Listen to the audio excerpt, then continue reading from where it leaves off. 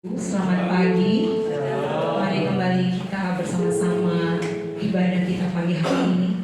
Kita percaya bahwa dimanapun kita berada, bahwa Tuhan hadir di tempat kudusnya. Amin. Mari kita satukan hati kita di dalam doa. Bapa, kami bersyukur buat pagi hari ini. Tidak pernah terhenti dan tidak pernah terputus ucapan syukur kami kepadamu. Karena Engkau Tuhan ajaib bagi kami. Engkau Tuhan yang tidak pernah meninggalkan kami. Engkau Tuhan yang setia dalam setiap perkara kehidupan kami. Sebab itu pagi hari ini kami mau bawa seluruh hidup kami ke dalam mezbah-Mu yang kudus. Kami mau persembahkan seluruh hidup kami, Tuhan. Kuduskan kami dan layakkan kami untuk kami memuji, memuliakan nama-Mu. Kami minta hadirat-Mu ada di tempat ini menguasai setiap hati kami. Taruh roh pujian penyembahan itu ada di dalam diri kami, sehingga kami mau bermazmur, memuji dan meninggikan nama-Mu. Sebab Engkau yang layak menerima pujian dan hormat kami. Kami juga berdoa buat saudara kami yang masih dalam perjalanan, tibakan di tempat ini tak kurang suatu apapun. Terima kasih Tuhan Yesus. Engkau sungguh Allah yang baik. Engkau sungguh Allah yang luar biasa. Kami menyerahkan ibadah kami pagi hari ini, dari awal, pertengahan, dan akhirnya ke dalam tangan-Mu. Mari Engkau bekerja, menguasai setiap ruangan ini, menguasai setiap hati kami. Terima kasih Bapa. Di dalam nama Tuhan Yesus kami berdoa dan mengucap syukur. Haleluya. Amin. Mari pagi hari ini kita mau tinggikan Dia. Dia layak menerima setiap pujian, pengagungan dari kita. Haleluya. Jesus. Sungguh besar setia Tuhan dalam kehidupan kita. Mari letakkan semuanya dalam tangan Tuhan. Haleluya.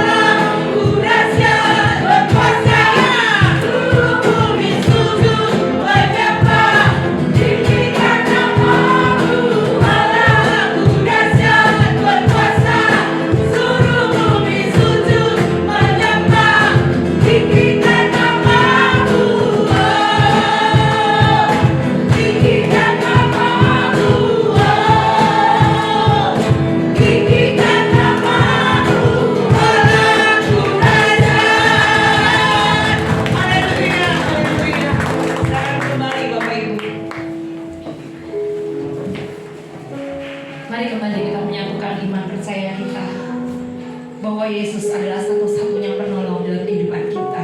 Amin. Kadang-kadang kita tidak bisa berkata kepada siapapun, tapi hanya datang kepada Yesus, menumpahkan segala isi hati kita, bahkan setiap tetes air mata kita, bahwa Yesus satu-satunya penolong dalam kehidupan kita. Haleluya, Yesus. Mari bawa hati kita kembali dalam hadirat Tuhan. Mari berikan pujian dan sembah bagi Allah yang ajaib. Haleluya. Mari singkat pujikan pujian ini. Engkau Tuhan yang setia. Tuhan yang setia.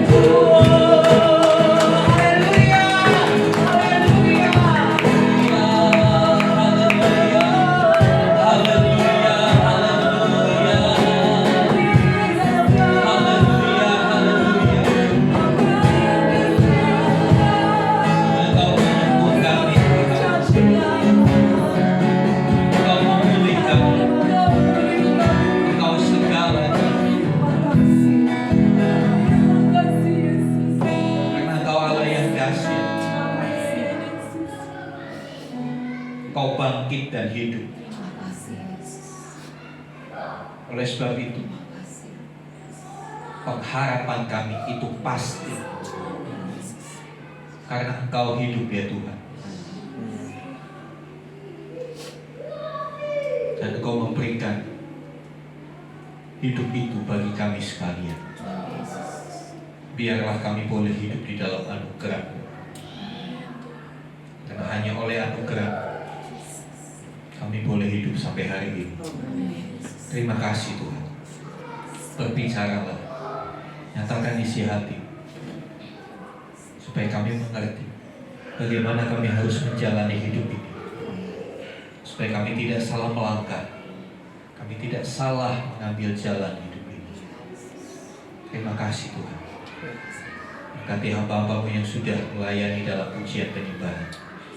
Apapun yang mereka lakukan tidak menjadi sia-sia, karena mereka melakukannya di dalam Tuhan. Terima kasih Bapak. Dalam nama Tuhan Yesus kami berdoa. Haleluya. Amin. Amin. Terima kasih untuk diri resolusi. Shalom Bapak Ibu. Ya, saudara yang dikasih Tuhan, bagaimana? Sudah kenyang makan ketupat dengan opor?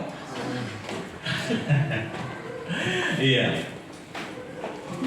Kemarin sudah kita bersilaturahmi ya dengan tetangga kita, dengan saudara-saudara kita. Kita selalu bilang apa kalau lebaran? Pertanyaan saya, tahu nggak tuh artinya apa? Nggak tahu. Tahu nggak artinya apa? Nggak tahu. Jadi kalau ngomong jangan asal ngomong, harus tahu artinya. Ntar kalau salah lu diketawain malu. Tahu nggak artinya minal aidin wal faizin? Apa? Selamat hari lebaran. Bukan. Apa? Yang latar belakangnya dari Muslim, ada yang tahu minal aidin wal faizin? Mohon maaf lahir dan batin. Salah. Bukan. Ya. Semoga kamu dapat kembali kepada fitrahmu dan amal ibadahmu menyertai kamu. Itu artinya. Kadang-kala kita itu begitu. Kita ikut-ikutan tapi kita nggak tahu artinya. Saya cuma mau bilang ini berbahaya, saudara. Ini berbahaya, ya. Karena kita harus pahami dulu itu artinya apa. Ya, banyak ucapan Idul Fitri yang banyak orang nggak ngerti artinya. Ya, semoga kamu kembali kepada Fitri. Ya, yang punya mantan Fitri istrinya mencang, enak aja balikan sama Fitri, nggak boleh. Ya itu hanya joke aja supaya kita nggak ngantuk. Doa yang dikasih Tuhan, Allah kita Allah yang dahsyat. Saudara, selama Paskah ini saya merenungkan satu kebenaran yang membuat saya makin kagum sama Tuhan Yesus. Ya, nabi-nabi yang lain, tokoh-tokoh agama yang lain, tokoh-tokoh dunia yang lain, mereka mati untuk dirinya. Tapi hanya Yesus Kristus Tuhan kita, Dia mati untuk kita. Amin. Gak mudah orang untuk mati bagi orang lain. Ya. Dan yang lebih hebat lagi, Dia bukan cuma mati, tetapi Dia juga bangkit. Kebangkitannya memberikan satu pemahaman bahwa Dia menang. Dia gak selamanya mati. Dia tidak dikalahkan oleh kuasa maut, tapi Dia menang. Karena Dia menang, Dia bagikan kemenangan itu buat saudara dan saya. Dan kita yang percaya kepadanya, kita hidup dalam anugerah Tuhan. Amin. Tapi itu hari ini kita mau belajar sama-sama tentang tema ini, hidup dalam anugerah Tuhan. Hidup dalam anugerah Tuhan. Anugerah itu apa sih? Ya. Anugerah itu pemberian, ya, pemberian yang seharusnya tidak pantas kita terima. Pemberian dari yang superior kepada yang inferior, kepada yang lebih untuk yang kurang, yang sebetulnya nggak ada alasan pemberian itu diberikan. Ya, kalau upah itu orang bekerja mendapatkan upah atau gaji. Kenapa orang digaji? Karena dia sudah menginvestasikan waktunya, keahliannya, tenaganya, betul nggak? Kalau saudara bekerja kan saudara kasih tuh tenaga saudara, bangun pagi-pagi, kadangkala lembur, ada rewardnya, ada balasannya. Itu upah atau gaji. Kalau keuntungan apa? Keuntungan adalah selisih dari modal dan pendapatan. Selisihnya berapa? Modalnya beli 1.000, dijual 2.000, maka untungnya tetap. Dalam pengertian untung juga ada sesuatu yang diinvestasikan, ada sesuatu yang diberikan. Apa? Modal. Ya. Kalau hadiah itu sesuatu yang diberikan ya karena sesuatu juga. Ya, saudara beli sabun cuci piring, dapat piringnya. Saya selalu bilang, kita nggak bisa minta piringnya aja, sabun cucinya nggak bisa. Kita harus beli dulu baru dapat hadiah. Dalam sebuah perlombaan, hadiah itu apa? Sesuatu yang diberikan karena sebuah kemenangan, betul? Saudara menang, maka saudara dapat hadiah. Nggak mungkin yang nggak menang dapat hadiah, iya kan? Tapi anugerah itu konsepnya berbeda. Sesuatu yang diberikan tanpa alasan apapun. Sesuatu yang diberikan bukan karena sesuatu yang sudah diinvestasikan. Ya. Dan itu merujuk kepada satu, keselamatan. Keselamatan kita diberikan bukan karena ada amal yang kita kerjakan. Bukan ada perbuatan-perbuatan tertentu yang sudah kita lakukan. Tapi itu semata-mata karena Tuhan mengasihi kita. Itulah anugerah. Kita baca dulu ayat ini. Ya. 2 Petrus 1 ayat 3 dan 4. Enggak terlalu kecil di sini, ya. 2 Petrus 1 ayat 3 dan 4. Ya, saya bacakan. Karena kuasa ilahinya telah menganugerahkan kepada kita segala sesuatu yang berguna untuk hidup yang saleh oleh pengenalan kita akan Dia yang telah memanggil kita oleh kuasa-Nya yang mulia dan ajaib. Ayat 4. Dengan jalan itu Ia telah menganugerahkan kepada kita janji-janji yang berharga dan yang sangat besar, supaya olehnya kamu boleh mengambil bagian dalam kodrat ilahi dan luput dari hawa nafsu duniawi yang membinasakan dunia. Saudara, ada 2 kata dipakai di sini, menganugerahkan. Ya, ayat yang ketiga dan ayat yang keempat. Karena kuasa ilahinya telah menganugerahkan kepada kita. Ada sesuatu yang diberikan cuma-cuma. Ada sesuatu yang diberikan tanpa bayar, tanpa kita harus berkontribusi apa-apa. Itu anugerah. Nah, saudara yang dikasih Tuhan, hidup dalam anugerah itu yang bagaimana sih? Next, kita lihat. Yang pertama, hidup dalam anugerah. Ya, hidup dalam anugerah. Ya. Tuhan sudah menyediakan segala sesuatu yang berguna untuk hidup jasmani dan rohani kita. Hidup dalam anugerah itu Tuhan sebetulnya sejak kita percaya kepada Kristus, Tuhan itu sudah menyediakan. Dia menyediakan segala sesuatu yang berguna bukan hanya untuk hidup jasmani, tapi untuk hidup rohani. Ya. 2 Petrus 1 ayat 4 tadi dikatakan, dengan jalan itu, jalan apa? Ayat sebelumnya, ayat 3. Ya.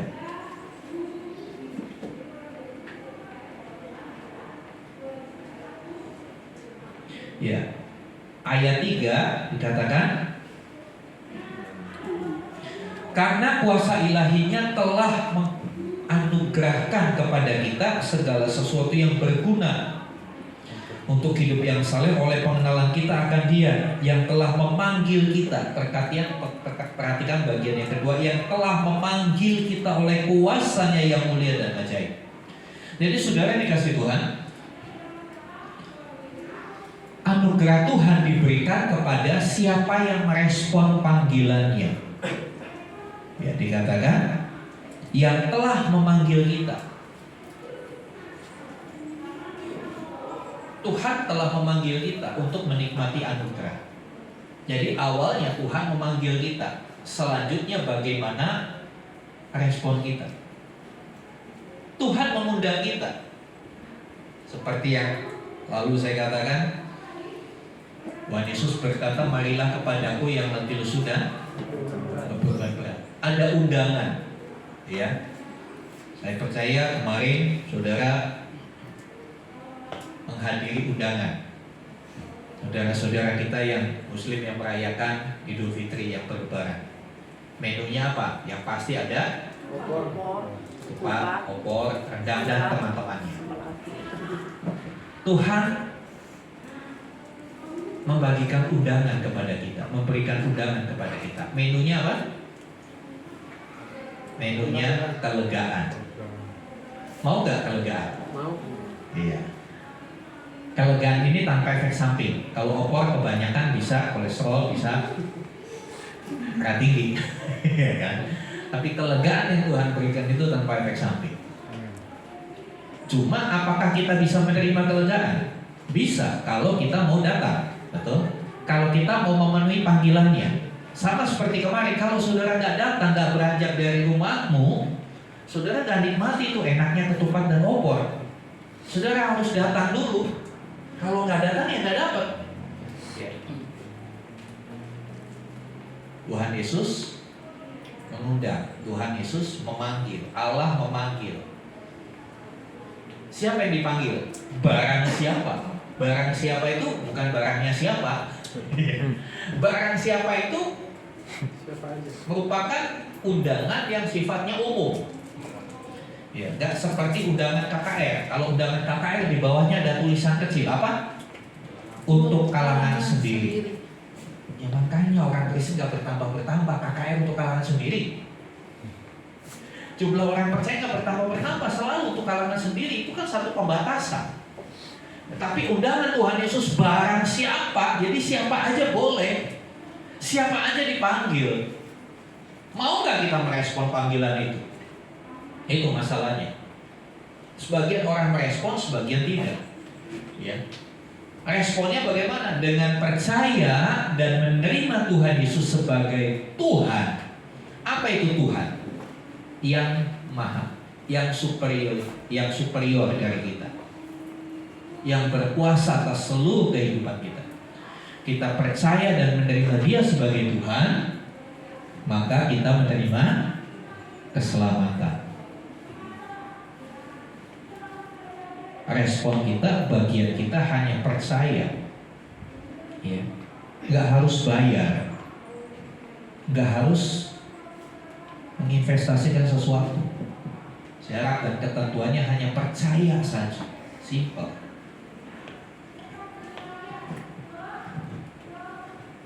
Segala sesuatu disiapkan dalam anugerahnya untuk hidup jasmani dan rohani. Setelah kita menjadi orang percaya, sesungguhnya Allah sudah mempersiapkan. Allah menyiapkan segala sesuatu yang berguna untuk hidup jasmani dan rohani. Jadi kekristenan itu bukan hanya berbicara hal yang rohani. Kekristenan juga mengatur hal-hal yang jasmani. Karena di dalamnya janji Tuhan itu Dia menyediakan semuanya bagi kita. Menyediakan semuanya. Apa yang disediakan? Segala sesuatu yang kita perlukan, bukan yang kita inginkan. Ini yang harus digarisbawahi. Firman-Nya berkata, Allahku akan memenuhi segala keperluanmu menurut kekayaan dan kemuliaan-Nya. Bayangkan kekayaan dan kemuliaan Tuhan seperti apa. Dia penuhi segala keperluan. Ayat itu berkata keperluan, yang dipenuhi keperluan, bukan keinginan. Dia sediakan segala keperluan kita untuk hidup jasmani dan rohani. Itulah artinya orang yang hidup dalam anugerah. Disediakan sebagaimana yang diperlukan, bukan sebagaimana yang diinginkan. Karena keinginan itu berbahaya. Saya selalu katakan, yang seringkali membuat kita jatuh dalam berbagai-bagai masalah itu keinginan kita. Keinginan kita nggak pernah puas. Ya. Lihat handphone keluaran terbaru, pingin. Ya. Ada model baru lagi, pingin. Padahal yang namanya teknologi itu akan maju terus. Handphone itu akan diproduksi, akan selalu yang baru terus. Ya, karena dalam dunia bisnis sesuatu inovasi yang baru itu akan dicari orang. Kira-kira kalau kita mengikuti keinginan saja, wah handphone saya udah jadul ya, saya beli 5 tahun yang lalu, ada yang baru beli lagi. Nanti 3 bulan pasti muncul yang baru lagi. Ya. Wah saya ini masih seperti ini. Handphone kok Oppo sih. Handphone itu Apple gitu loh. Itulah hebatnya manusia ya. Itu hebatnya negara Amerika begitu. Apple udah digigit aja mahal. Iya kan? Apple kan udah digigit. Gigit 1, kalau gigit 2 lebih mahal lagi kan. Ya, kalau mengikuti itu bagaimana sih? Ya babak belur ekonomi. Belum lagi tren mode berpakaian ini itu. Ya. Saudara, saya pernah mengamati ya belakangan ini kan marak ya kafe-kafe ya. Dari pertama itu kopi kenangan, kopi mantan, mantan terindah, kopi bawah tangga, kopi kolong mobil, wah macam-macam itu, ya kan? Sebetulnya mereka minum kopi apa enggak sih di tempat itu? Menikmati kopi apa enggak? Numpang wifi. Enggak, numpang foto banyak kan? Hanya untuk kebutuhan posting di medsos, iya kan? Foto dulu betul supaya di posting. Kopi hanya untuk jalannya aja. Saya perhatikan anak-anak muda datang ke tempat kopi itu enggak serius pengen minum kopi, enggak menikmati tempatnya untuk foto-foto dikirim ke medsos. Macam-macam kan namanya mah kopi ini. Ya kopinya mah tetap sama seperti itu. Nah, saudara dikasih Tuhan ini bicara soal gaya hidup yang berawal dari yang namanya keinginan. Saya selalu bilang keinginan manusia itu luas banget, banyak banget keinginan. Saudara akan stres kalau hidupmu hanya untuk mengikuti keinginan, karena itu nggak pernah ada puasnya. Tuhan pun nggak berjanji, Tuhan nggak janji memenuhi keinginan kita. Dia berjanji dia memenuhi keperluan kita. Jadi kita harus bijak membedakan keinginan dan keperluan. Keperluan juga ada prioritasnya, mana yang harus didahulukan. Selanjutnya saudara yang kedua. Ya, anugerah Tuhan membuat kita meraih janji-janji Tuhan yang berharga dan sangat besar dalam hidup kita. Anugerah itu memampukan kita untuk bisa meraih janji. Karena ayat 4 tadi dikatakan dengan jalan itulah, ya, apa katanya, dengan jalan itulah Ia telah menganugerahkan kepada kita janji-janji. Jadi setelah kita merespon panggilan yang pertama untuk selamat di dalam Kristus, Dia kasih lagi, Dia anugerahkan lagi, Dia kasih janji. Ya, janji-janji yang berharga dan sangat besar. Janji yang berharga. Seperti apa janji yang berharga? Janji menjadi berharga kalau saya janji sama Satria, saya janji saya akan kasihkan kamu mobil apa. Berharga gak janjinya? Berharga gak? nggak berharga. Boro-boro saya ngasih dia mobil apa? Saya mobil Ali aja nggak punya. Kalau toh saya bisa beli, saya pakai duluan kan begitu. Ya kan? Jadi janji bisa berharga itu bukan masalah janjinya apa, tapi siapa yang berjanji itu membuat janji itu jadi berharga. Kalau yang janji tukang somai pinggir jalan mau kasih kamu kerjaan, ya itu bukan janji yang berharga, betul nggak? Tapi kira-kira kalau yang berjanji sama saudara itu yang punya perusahaan multinasional di mana-mana, saya kasih kamu kerjaan, itu baru precious, itu baru berharga. Siapa yang berjanji dalam ayat ini? Tuhan. Kira-kira berharga nggak janjinya? Kalau janji itu berharga, saudara abaikan atau saudara ingat-ingat terus? Ingat-ingat terus. Tuhan itu menganugerahkan kepada kita janji yang berharga.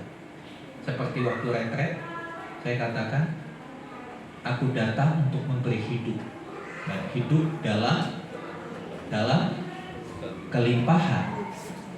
Sekali lagi, kelimpahan itu bukan berarti nominalnya banyak, tapi kelimpahan itu, saya kasih ilustrasi, masih ingat saya bawa gelas dituang luber.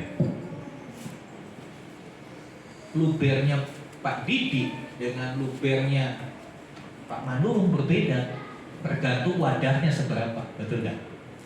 Tergantung wadahnya seberapa. Tapi berkelimpahan itu bicara soal yang meluber, bukan tergantung berapa kapasitasnya, bukan bicara masalah quantity.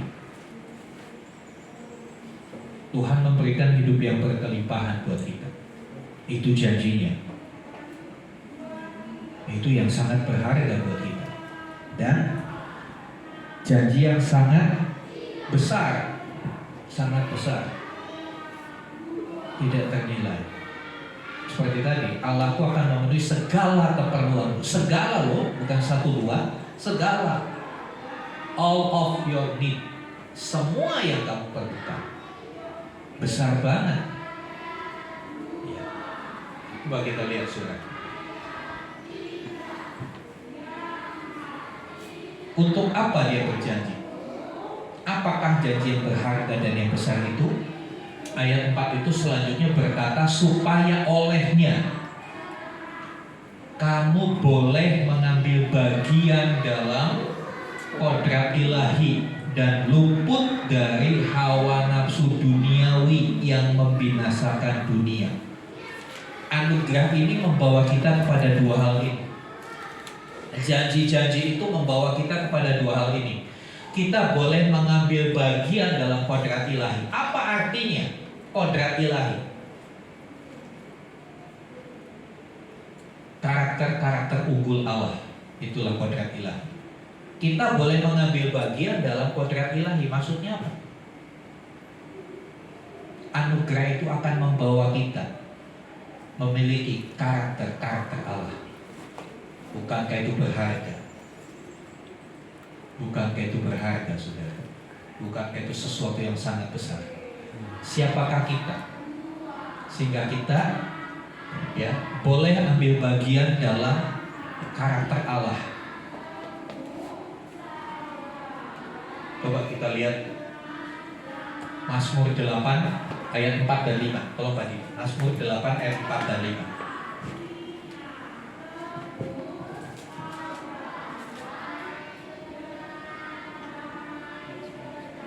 Mazmur 8 ayat 4 dan 5.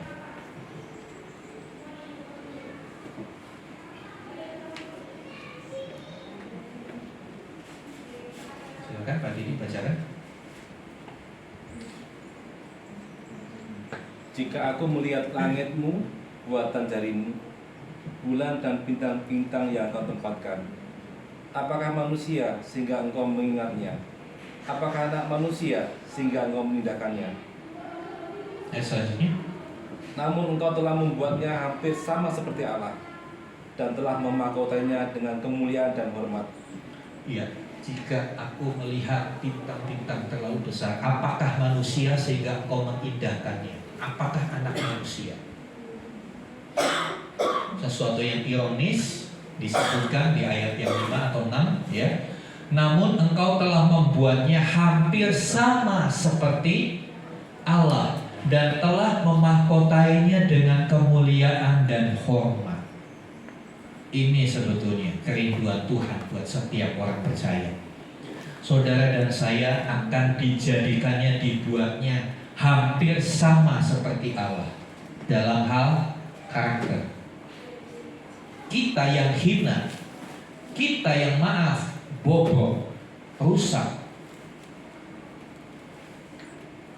Dia ingin mengubah kita menjadi seperti Allah. Kenapa? Ya karena dari sononya kita seperti Allah. Saya selalu pakai kata itu, dari sononya kita itu diciptakan seperti Allah. Tapi karena dosa ini yang bikin rusak, dosa ini yang bikin semuanya kacau. Nah sekarang, setelah kita mau terima anugerah itu dengan percaya kepada Kristus, selanjutnya Dia kerjakan kita. Tuhan mau kerjakan kita supaya kita balik lagi seperti yang dari sononya itu, hampir sama. Ya, engkau telah membuatnya hampir sama seperti Allah. Ini keren banget ya. Rencana Tuhan dalam hidup kita itu keren banget. Saudara dan saya diciptakan seperti Allah. Karena dosa kita rusak. Yang rusak, kalau saudara punya barang rusak, diapain saudara? Kalau bisa diperbaiki, tentunya diperbaiki, betul kan? Tapi udah dibawa ke tukang servis, bolak-balik, rusak lagi, bagaimana? Dikasih lem biru, lempar di baru. Bisa aja Tuhan itu kasih lem biru buat manusia, manusia yang rusak dibuang, dilempar, bikin baru. Bisa nggak Tuhan bikin ciptaan yang baru, yang lebih hebat dari manusia? Bisa, tapi Dia nggak lakukan. Karena apa? Orang Jawa bilang wis kadung tresno. Tanya Pak Didi sama Pak Weli, artinya apa? Sudah terlanjur cinta. Sudah terlanjur cinta Tuhan sama kita. Wis kadung tresno ya apa-apa ya tresno. Tapi bukan konteksnya bucin. Ya, kalau budak cinta salah pun diikutin. Ya kan? Kalau kekasihnya salah diikutin, itu budak cinta. Tapi Tuhan gak jadi budak cinta. Karena Dia adalah Tuhan atas cinta itu sendiri. Ya. Allah adalah kasih. Dia mengasihi kita, wis kadung tresno. Rusak pun Dia berusaha supaya diperbaiki, dipulihkan lagi, dikembalikan lagi hampir sama seperti Allah. Ini yang saya katakan anugerah yang luar biasa. Ini suatu yang membuat saya semakin kuat di dalam Tuhan. Apapun yang kita hadapi, kalau kita sadar, akhirnya Tuhan akan membawa kita ke posisi ini. Hampir sama seperti Allah, memahkotainya dengan kemuliaan dan hormat. Dosa itu membuat kita tidak terhormat, betul kan? Iya kan? Dosa itu dikatakan membuat kita kehilangan kemuliaan Allah. Tapi posisi itu akan dibalikin lagi sama Tuhan. Makanya Dia siapkan kita, Dia berikan janji-janji, ya kan, yang besar. Ya. Dia memberikan satu solusi untuk setiap apa yang kita hadapi di dunia. Dia menyediakan semua yang kita perlukan. Hanya satu tujuan. Anugerah diberikan itu supaya hanya untuk satu tujuan. Karena Dia pingin kita dipulihkan. Dia pingin kita dibalikkan ke posisi yang seharusnya kita ada. Bukan lagi di bawah perhambaan dosa, tetapi kita menjadi orang-orang yang menghambakan diri kepada kebenaran. Begitu besar anugerah. Selanjutnya, ya, anugerah Tuhan memberikan kepada kita tanggung jawab. Nah, ini yang kadang-kala dilupakan. Ya, kita sudah terbiasa dengan kata-kata hak kewajiban, gitu kan? Ya. Anugerah itu selalu bergandengan dengan tanggung jawab. Ketika Tuhan memberikan anugerah kepada kita, di dalamnya terkandung tanggung jawab. Anugerahnya apa? Keselamatan. Tapi kita punya tanggung jawab apa? Mengerjakan keselamatan itu. Ya. Mengenai keselamatan, saya suka kasih gambaran begini, saudara. Ya. Saudara mau pergi dapat tiket gratis, dapat anugerah untuk nanti pada musim bunga sakura saudara dapat free holiday ke Jepang. Senang nggak? Sudah dapat tiketnya, udah dicetak tiketnya. Pasti nggak saudara berangkat ke Jepang? Belum tentu. Walaupun tiket udah di tangan, betul namanya dicek, NIK-nya betul nama saudara, sudah pasti belum berangkat? Belum. Udah tiket loh di tangan. Apa yang membuat nggak pasti? Yang pertama, tiketnya hilang, ditaruh di kantong, lupa dicuci. Walaupun sudah punya tiket, kalau tiketnya hilang di bandara, nanti petugas akan tanya, mana Tiket. waduh, tiket saya kecuci. Ya nggak mau dengar alasannya, mau kecuci, ke blender, ke apa, terserah. Pokoknya sekarang saya perlu tiket kamu, kan begitu. Kadang-kala seperti itu. Tiket itu namanya percaya dan iman kepada Yesus. Ketika panggilan Tuhan itu datang sama hidup kita, kita diwisuda menjadi almarhum. Iya. Pada saat panggilan itu datang, adakah iman di hatimu? Iman itu bukan hanya diperlukan waktu di gereja, sepanjang hidupmu. Pentingnya iman harus dijaga apa? Ya karena Tuhan memanggil itu gak WA dulu. Nanti ya jam sekian saya akan panggil, saya akan utus malaikat maut datang bawa kami pulang. Enggak, mendadak. Gak peduli caranya bagaimana, ya kan? Ada yang tidur lalu gak bangun-bangun bablas. Ada yang lagi makan, ada di pesawat, ya. Ada hamba Tuhan setelah khotbah langsung blek berangkat. Kita nggak tahu bagaimana ketika panggilan itu datang. Adakah iman itu? Adakah percaya itu? Oleh sebab itu kita harus ingat tanggung jawab kita terhadap anugerah yang Tuhan berikan. Ada tanggung jawab. Banyak kali orang Kristen melupakan tanggung jawabnya. Merasa udah selamat, udah diampuni Tuhan, hidupnya jadi sembrono. Menganggap udah punya kapling di sorga, saya aman. Nanti dulu, kita masih di dunia belum ke sana. Sama seperti tadi, dapat tiket ke Jepang. Tapi ke Jepangnya ternyata nanti bulan 6, nggak hari ini. Selama bulan 6 kan harus banyak yang kita persiapkan, betul nggak? Jangan mungkin tiketnya masih di tangan kita, tapi kita terlalu sibuk dengan urusan kita sampai lupa harus berangkat tanggal 15, tanggal 20 masih jalan-jalan di Mekarta. Begitu sadar, ya telat. Saudara, kita memang sudah diselamatkan, tiket itu kita sudah ada di tangan. Tapi waktu keselamatan itu belum menjadi sesuatu yang nyata karena kita masih hidup di dunia. Selama hidup di dunia itulah tanggung jawab kita. Ya, terlalu asik dengan pekerjaan kita, lupa tiketnya udah kadaluarsa. Ya. Ada yang tiketnya hilang, ada yang tiketnya kadaluarsa. Apalagi yang bikin sudah batal berangkat. Sakit, betul gak? Mau berangkat sakit, semua gejala COVID dirasakan, ya udah batal berangkat, hapus gak itu? Ya. Jadi jangan sampai tiket keselamatan itu dinyatakan hapus karena kita melalaikan tanggung jawab kita. Ya. 2 Petrus 1 ayat 5 sampai 7, saya bacakan di sini ya. Justru karena itu. Karena apa? Karena kita sudah terima anugerah. Ini ayat-ayat yang selanjutnya. Tadi kan ayat 34, sekarang 5-7. Ya, karena kita sudah dianugerahkan, perhatikan, justru karena itu, karena sudah dianugerahkan janji, dianugerahkan keselamatan, kamu harus, kalau harus nggak bisa ditawar ya, kamu harus dengan sungguh-sungguh berusaha. Sungguh-sungguh berusaha gimana? Serius.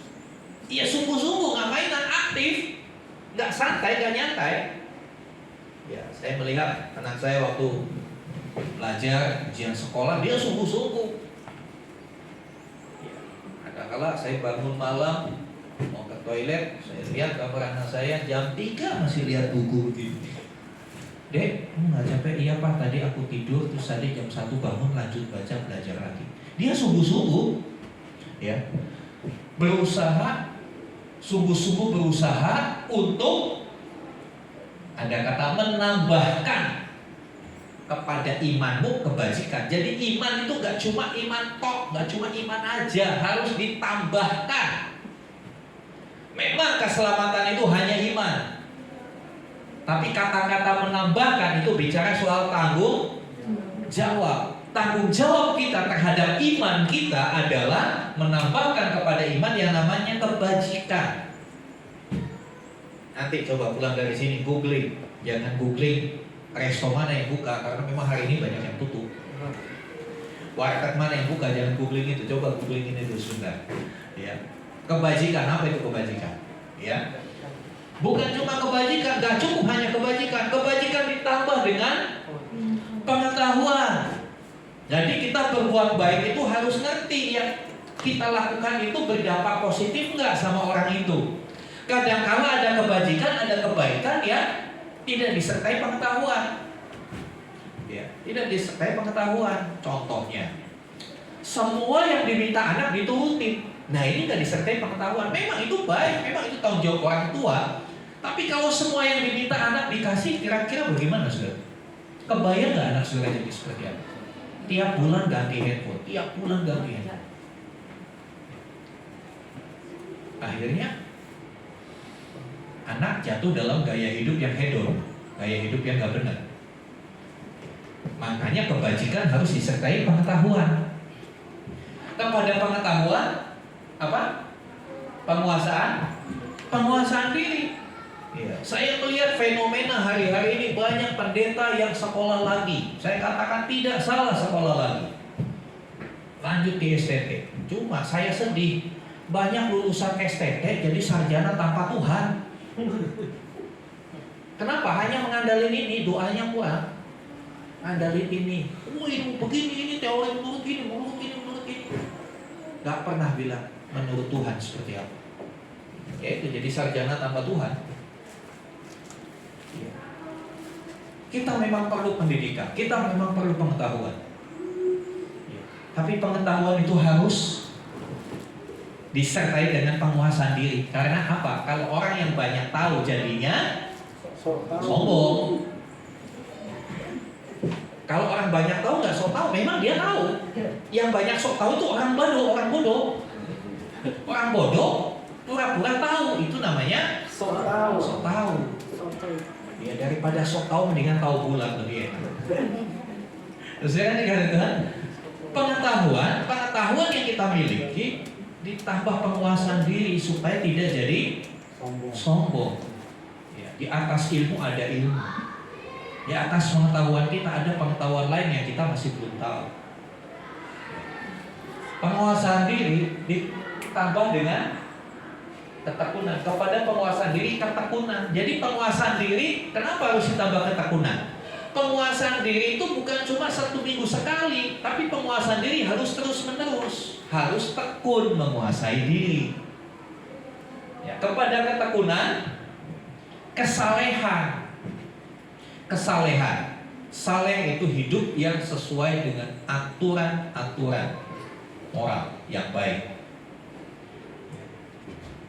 Tekun disertai dengan saleh, harus hidupnya hidup yang saleh, hidup yang sesuai norma-norma, kaidah-kaidah, aturan-aturan firman Tuhan. Ya, kepada kesalehan nggak cukup kesalehan aja, tapi kasih akan saudara-saudara. Saleh, hidupnya saleh, taat beribadah, rajin doa, rajin baca Alkitab. Tapi kalau nggak punya kasih, nol besar. Ibadah sih rajin, pelayanan rajin. Tapi kalau sama orang tua galaknya minta ampun, nggak punya kasih.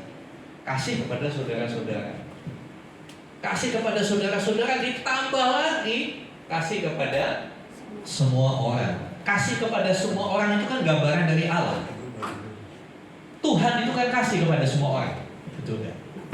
Buktinya dia menurunkan hujan kepada orang jahat dan orang baik. Dia memberikan udara kepada orang yang percaya kepada Tuhan dan juga orang yang bakar gereja. Orang yang bakar gereja juga dikasih oksigen sama Tuhan. Berarti dia benar-benar kasih kepada semua orang. Kalau sudah mencapai titik ini kasih kepada semua orang, kita hampir sama seperti Allah. Sekali lagi, anugerah itu disertai dengan tanggung jawab. Inilah tanggung jawab kita. Harus sungguh-sungguh berusaha. Orang yang bertanggung jawab adalah orang yang bersungguh-sungguh. Betul apa benar, saudara? Benar, betul. Seorang kepala keluarga yang bertanggung jawab, dia akan bersungguh-sungguh bekerja, bersungguh-sungguh. Ya, mendidik anak, bersungguh-sungguh melayani istri, bersungguh-sungguh. Enggak santai-santai, enggak masa bodoh, enggak cuek. Sekali lagi, anugerah itu pasangannya tanggung jawab. Banyak kali orang Kristen lupa akan hal ini. Merasa sudah ditebus oleh Tuhan Yesus, santai. Gak apa-apa, bikin dosa nanti masih ada hari Minggu bisa minta ampun sama Tuhan. Ya pertanyaannya, kalau belum sampai hari Minggu udah sesak napas terus lewat gitu loh kan, belum sempat minta ampun. Jadi kan dikasih Tuhan, mari kita menjadi orang yang bertanggung jawab. Hidup dalam anugerah adalah hidup yang bertanggung jawab. Sekecil apapun itu tanggung jawab, lakukanlah dengan sungguh-sungguh berusaha. Berusaha itu bukan pasif tapi aktif. Aktif. Berusaha mengenal Tuhan. Gimana berusaha mengenal Tuhan? Ya rajin baca Alkitab, rajin ibadah, ya. Berusaha sungguh-sungguh. Ya. Selanjutnya, ya, anugerah Tuhan dapat bertambah-tambah besar di dalam hidup kita. Anugerah Tuhan itu ada levelnya. Dia bisa bertambah besar, bertambah nyata. Ya. 2 Petrus 1 ayat yang ke-8. Tadi sampai ayat yang ke-7, sekarang ayat yang ke-8. Tolong Pak Didi bacakan. Sebab apabila semuanya itu ada padamu dengan berlimpah-limpah, kamu akan dibuatnya menjadi giat dan berhasil dalam pengenalanmu akan Yesus Kristus Tuhan kita. Iya, dimulai dengan kata sebab apabila semuanya itu ada padamu. Semuanya itu apa? Yang disebut di ayat 5 dan 7. Kebajikan, pengetahuan, penguasaan diri, ketekunan, kesalehan, kasih akan saudara, kasih akan semua orang. Kalau semuanya itu ada padamu, artinya kalau kita sudah melakukan tanggung jawab itu dengan sungguh-sungguh, maka ya kamu akan dibuatnya menjadi giat dan berhasil dalam pengenalanmu akan Yesus Kristus Tuhan kita. Kehidupan rohani dimulai dengan menerima anugerah. Ya, perjalanan iman itu dimulai dari menerima anugerah. Ketika kita percaya, entah berapa tahun yang lalu, kan gak mungkin kemarin kan, entah berapa tahun yang lalu. Ya, dimulai dengan menerima anugerah keselamatan dengan percaya pada satu pribadi, Yesus Kristus. Ya, lalu bertumbuh secara rohani, bertumbuh. Ya, bertumbuh ini diwujudkan dengan penerimaan tanggung jawab. Orang yang dewasa adalah orang yang bisa menerima dan melakukan tanggung jawab. Semakin dewasa anak kita, tanggung jawab yang kita berikan tambah banyak, betul nggak? Waktu masih kecil kita cuma kasih tanggung jawab, kamu kalau pakai barang balikin ke tempatnya ya, ya kan? Kalau masih kecil, kamu ambil mainan balikin ke tempatnya, itu terngiang terus. Saya pernah punya pengalaman ini, saya ketawa, saya salah ngajar. Saya ajar orang kampung, orang pedalaman Kalimantan, tinggal di tempat saya sekolahkan, saya ajarin karena dia kalau taruh barang itu sesuka hati dia di mana-mana. Jadi kalau saya mau masak cari pisau tuh keliling dulu, bisa 1 jam cari pisau. Akhirnya saya ajar, semua barang yang kamu pakai balikin ke tempatnya. Waktu kali saya terima hamba Tuhan makan di meja, ada tusuk gigi, habis dipakai dia taruh di meja, dibalikin ke tempatnya sama anak itu. Senyum-senyum saudara yang kan. Tusuk gigi bekas pakai dibalikin ke tempatnya. Jadi kan dikasih Tuhan. Ketika anak masih kecil kita kasih tanggung jawab yang sesuai dengan kemampuan dia. Tapi kira-kira kalau sudah seperti Satria, nggak cuma itu kan tanggung jawabnya, betul nggak? Betul. Iya kan? Nggak cuma balikin sepatu ke tempatnya, balikin mainannya ke tempatnya, dia udah nggak punya mainan. Iya kan? Mainannya ada di sini semua. Iya. Orang dewasa itu orang yang bisa menerima dan melakukan tanggung jawab. Ya, kita makin mengenal, ya, bertumbuh secara rohani. Nah, semakin rohani kita bertumbuh, maka kita makin kenal Kristus, makin mengenal. Sementara kita baru percaya, kita kenalnya Tuhan Yesus itu lahir di hari Natal, Paskah, mati, bangkit, dia sudah bisa menyembuhkan, dia begini, dia begitu. Kenalnya hanya sebatas itu. Tapi apakah hari ini pengenalan saudara masih di level itu? Tentu tidak. Saudara melangkah lebih lanjut pada pengenalan pribadinya, betul? Dulu waktu pertama kali percaya kita mengenal karya-karyanya, betul kan? Oh, dia hebat, bisa menyembuhkan, jalan di atas air, ngubah air jadi anggur, 5 roti 2 ikan cukup kasih makan banyak orang. Tapi sekarang kan kita sudah meningkat, mulai mengenal karakternya dia, seperti apa Tuhan Yesus itu, makin mengenal, ya. Itu yang membuat anugerahnya makin bertambah besar. Tolong tadi di ayat 11, anugerah yang bertambah besar itu ujungnya ke apa? Ayat 11, 2 Petrus 1:11.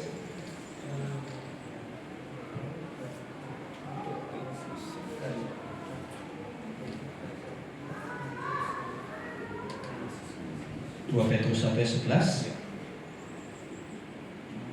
Dengan demikian, kepada kamu akan dikaruniakan hak penuh untuk memasuki kerajaan kekal, yaitu kerajaan Tuhan dan Juru Selamat kita, Yesus Kristus. Nah, ini adalah puncak dari anugerah Tuhan dalam hidup kita. Hak penuh masuk kerajaan surga. Amin. Awalnya percaya, kemudian mulai bertumbuh dengan menerima tanggung jawab, dengan menambahkan kepada iman, bla bla bla bla bla bla. Lalu kita dibuat makin mengenal. Setelah makin mengenal, akhirnya di ayat 8 dikatakan berhasil dalam pengenalan akan Tuhan, berhasil mengenal Tuhan. Setelah itu, puncak dari anugerah yang bertambah-tambah itu, kepada kamu dikaruniakan hak penuh. Kalau hak penuh nggak mungkin ditolak, nggak mungkin dibatalkan. Hak penuh memasuki kerajaan kekal, itu kerajaan Tuhan dan Juru Selamat kita Yesus Kristus. Masalahnya ada di slide terakhir. Slide terakhir, next. Ya, bagaimana hidup kita? Yang sini apa yang sini? Kadang-kala kan kita terjebak yang sebelah sana. Hidup itu seperti roda, kadang di atas, kadang di bawah. saya nggak mau. Kadang di atas, oh duduk santai. Yang di bawah mau. Itu konsep dunia, kadang di atas, kadang di bawah. Makanya banyak kali konsep berpikir yang keliru membuat perilaku keliru. Banyak orang Kristen konsepnya masih begitu, hidup kadang di atas, kadang di bawah. Ya sekarang saya lagi di bawah, ya di bawah, ya udahlah. Dan Tuhan-Tuhanan libur dulu sama Tuhan. Konsepnya seperti yang ini. Di dalam Kristus hidup kita tuh seperti anak tangga. Amin. Naik terus. Itu yang Tuhan inginkan. Anugerah yang bertambah-tambah, naik terus. Bisa sih, kalau naik tangga, bisa sih tengah-tengah capek berhenti, betul? Ya kan, saudara, kalau naik tangga, saya suka lihat ada yang berhenti dulu di rest area. Berhenti dulu. Gitu kan. Operator juga begitu. Saya perhatikan kalau ini kan langsung nih, ini rest areanya sebentar aja di bawah langsung. Kalau operator kan ada belokan gitu kan, di rest area itu banyak yang istirahat dulu. Iya, nggak apa-apa, take rest sementara nggak apa-apa, tapi harus lanjut karena hidup kita itu makin naik. Ya. Kalau pas naik tangga jatuh kepleset, bangun naik lagi, amin. Karena kadang-kala saya suka katakan kan, saya aja gembala saudara, seringkali ada momen-momen tertentu iman saya, waktu saya melewati proses mata saya, ada kalanya yang 3 minggu tidur tengkurap terus, tumbuh terus. Jujur itu sangat gak enak. Itu sangat gak enak. Saya bilang, saya lebih baik dimaki-maki orang daripada disuruh ngulangi itu. Kalau dimaki-maki orang dengerin aja, selesai kan. Tapi ini waduh, rasanya detik itu, jam itu lama banget sih. 3 minggu harus begini terus sudah. Kadang-kala saya bilang saya udah mau menyerah. Kadang-kala iman kita down. Tapi tetap kita harus pandang hak penuh itu mahkota itu. Ujungnya itu mahkota. Jangan pernah mau digagalkan dengan apapun dalam perjalanan itu. Mungkin kita sudah naik terus turun lagi. It's okay, asal nggak dibawa seperti roda itu. Kita naik, turun sebentar, naik lagi dan naik lagi. Jadi kehidupan kita itu harusnya seperti ini. Arahkan pandanganmu kepada mahkota yang Tuhan sediakan buat kita. Penderitaan, beban berat, masalah apapun yang ada di dalam jalan hidup kita.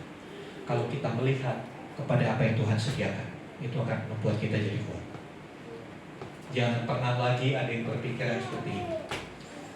Kenapa? Kalau sudah begini, kalau sudah di atas jadi semena-mena, di bawah, mumpung gua di atas. Ya kan, mumpung gua di atas, mumpung gua ada di jaya. Ya, hidup bukan seperti roda, tapi hidup seperti anak tangga. Amin. Mari sama-sama kita bagi berdiri. Saya udah mulai musik.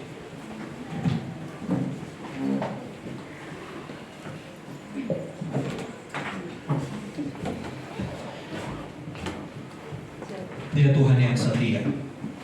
Ya. Jangan dimatikan.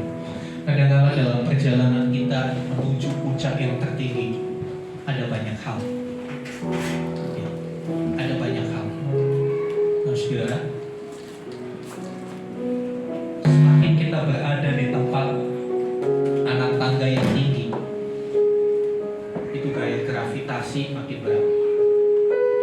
Makanya saudara naik tangga ke lantai 2 dengan ke lantai 5 lebih ngos-ngosan ke lantai 5. Ya padahal berat badan saudara sama.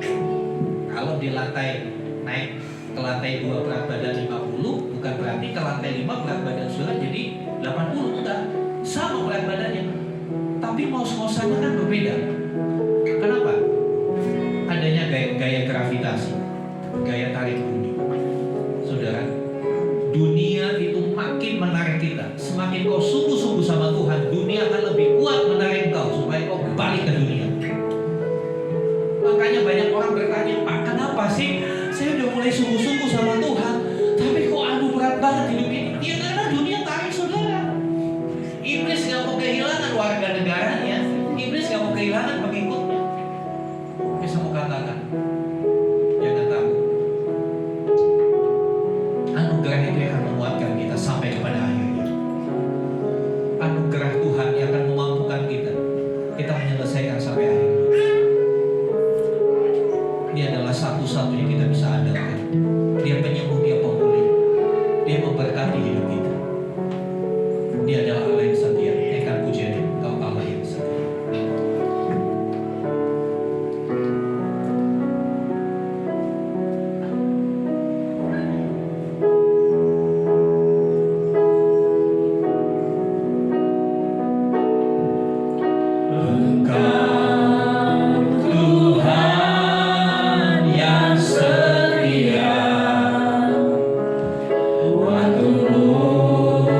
Selalu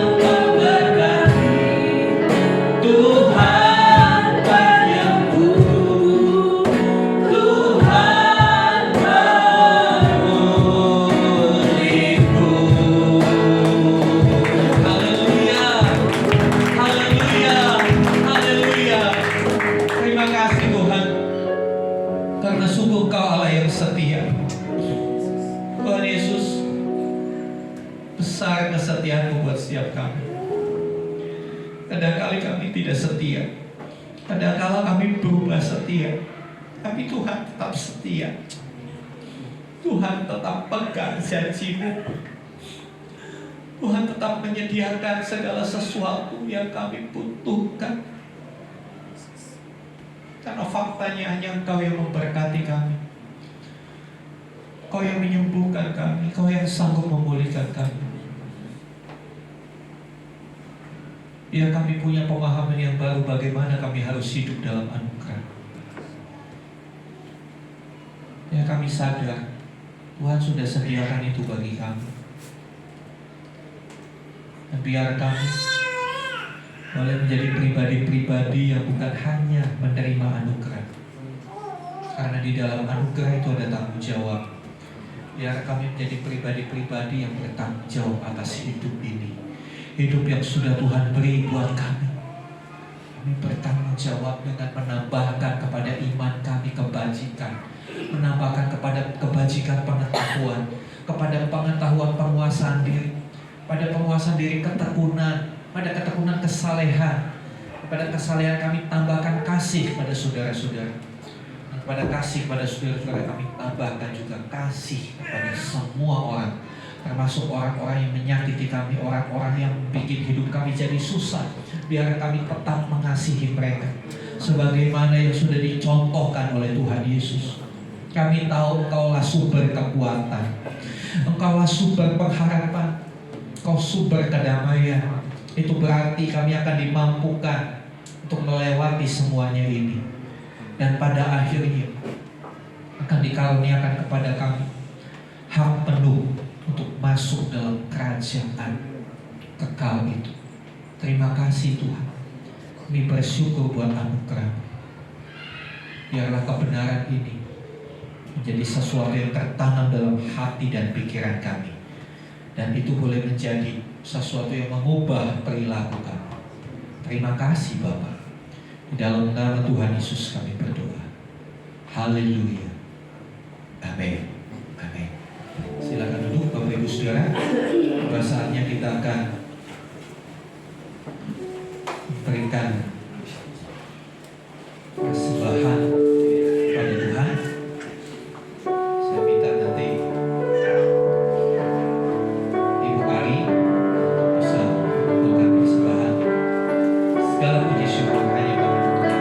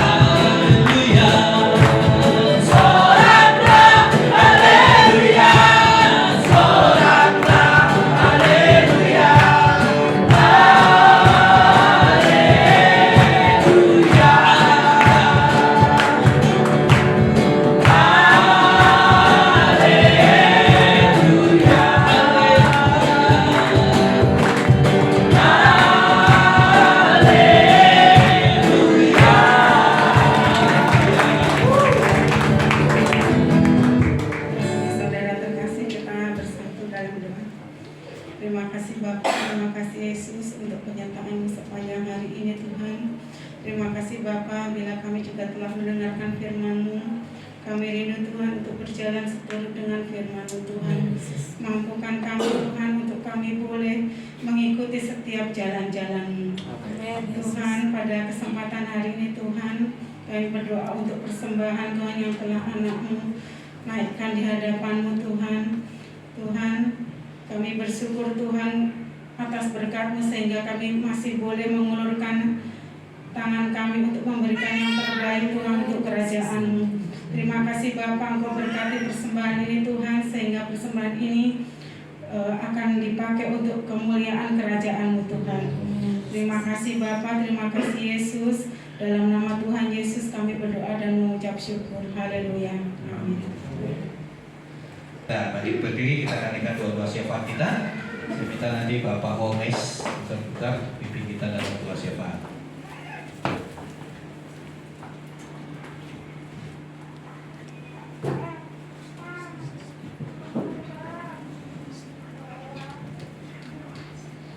Mari kita satukan hati kita, mari kita berdoa. Terima kasih Bapa, terpujilah nama-Mu. Engkau telah memberkati kami, mulai kami dari berangkat dari rumah kami masing-masing sampai kami tempat ibadah kami ini. Kamu berkati kami dalam perjalanan. Terima kasih Bapa untuk kasih setia-Mu, anugerah-Mu, sehingga kami Tuhan untuk memperoleh kebenaran dalam firman-Mu. Terima kasih Bapa untuk bangsa dan negara kami ini, mulai dari Bapak Jokowi sampai ke RT RW. Berkatilah mereka Bapa, berkati mereka Bapa untuk menjadi pemimpin-pemimpin yang takut akan Tuhan dan selalu mengandalkan kebenaran firman-Mu. Terima kasih Tuhan untuk saudara-saudara seiman kami yang hadir di tempat ini. Biarlah kami menjadi berkat dimanapun kami berada, dan apa yang dikerjakan oleh tangan kami, usaha dan pekerjaan kami, berkatilah ya Tuhan. Bapa, berkati juga Bapa saudara-saudara kami yang berlibur ke kampung halamannya masing-masing. Berkati Bapak mereka juga Bapak sampai pulang ke tempatnya masing-masing Bapak. Berkati juga Bapak keluarga kami, saudara orang tua kami dimanapun berada. Berkati mereka Bapak yang sedang kesakitan Engkau pulihkan, yang kekurangan Engkau cukupkan Tuhan. Biarlah Tuhan kami selalu menjadi berkat di dalam keluarga kami. Berkati juga Bapak setiap Bapak Gembala kami dan Ibu Gembala kami, semua keluarganya. Biarlah mereka Bapa menjadi tetap semangat untuk menyampaikan kebenaran firman-Mu. Engkau jauhkan dari mereka segala sakit penyakit Bapa. Berkati juga Bapa setiap lingkungan ini, berkati pemilik ruko ini, karena mereka sudah memberikan kami di sini untuk beribadah. Biarlah mereka menjadi juga Bapa menjadi berkat. Terima kasih Bapa, karena kami akan menerima berkat dari Bapak Pendeta kami di dalam nama Tuhan Yesus. Mari buka hatimu, angkat tanganmu. Haleluya, haleluya. Terima kasih Bapa di surga. Sekarang kami buka hati kami. Kami terima anugerah dari Bapa di surga. Di dalam kasih dan karya Tuhan Yesus. Bersama-sama pimpinan pengurapan Roh Kudus. Terimalah berkat-berkat jasmani. Terlebih lagi berkat rohani. Jadilah berkat di mana Tuhan menempatkan engkau. Karena itu, pergilah, jadikanlah semua bangsa murid, dan baptislah mereka dalam nama Bapa dan Anak dan Roh Kudus, dan ajarlah mereka melakukan segala sesuatu yang telah Kuperintahkan kepadamu. Dan ketahuilah, Aku menyertai kamu senantiasa sampai kepada akhir zaman. Demikianlah Tuhan Yesus akan datang kembali, menjemput kita, membawa kita ke tempat yang telah Dia sediakan, supaya di mana Tuhan Yesus berada, di situ pun kita boleh berada. Terima kasih Bapa. Di dalam nama Tuhan Yesus kami berdoa. Haleluya. Amin.